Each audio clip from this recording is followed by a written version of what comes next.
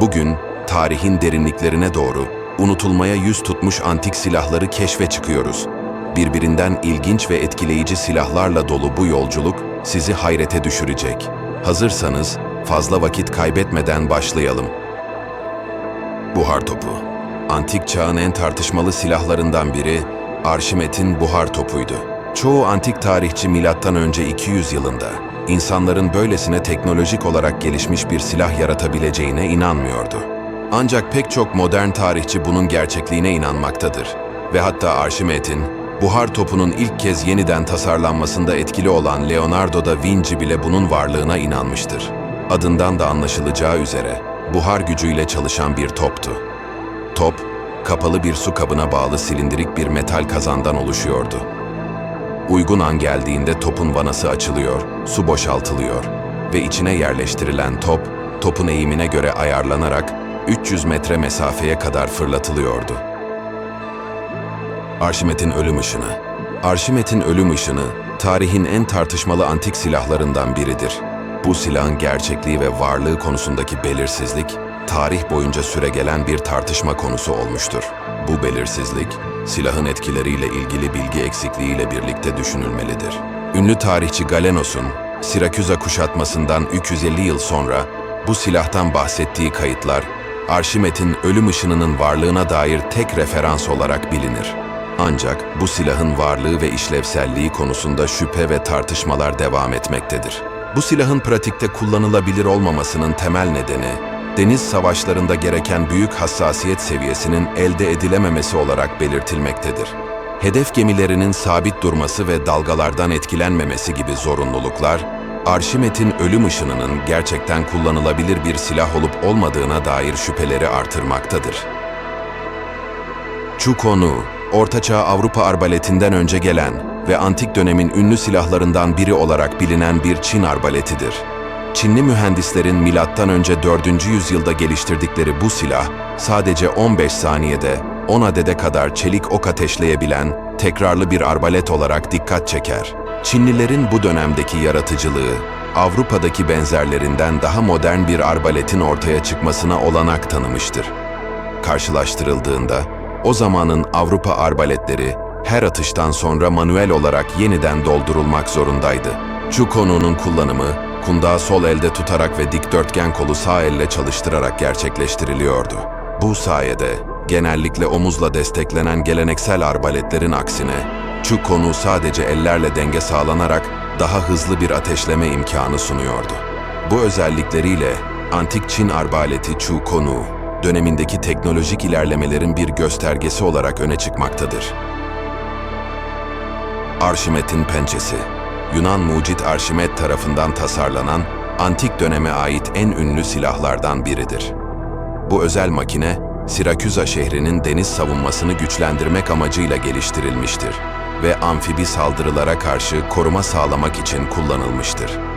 Antik tarih kaynaklarına göre, bu silah bir kanca ile donatılmış bir vinç benzeri mekanizma olarak tanımlanmaktadır. Arşimet'in pençesinin arkasındaki fikir oldukça benzersizdir. Bu makine, ucunda bir halat ve bir pençe bulunan bir vinci andırıyordu. Saldıran gemilerin yaklaşmadan önce, muhtemelen bir manivela yardımıyla devreye giren bu pençe, gemilerin alt kısımlarına tutunarak onları fiziksel olarak kaldırır ve ciddi hasarlara yol açardı. Sonuç olarak, isabet alan her gemi genellikle batmaktaydı.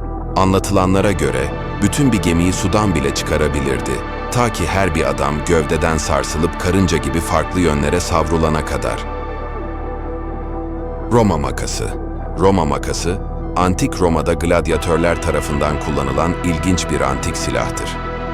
Bu silah, belirgin bir korsan kancasını anımsatan ancak farklı bir amaca hizmet eden özel bir yapıya sahiptir.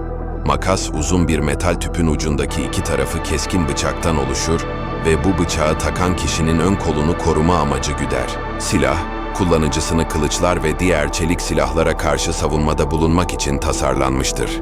Tüp içindeki bir sap, silahı tutan kişinin savaşın yoğunluğunda güvenle kullanmasına olanak tanır.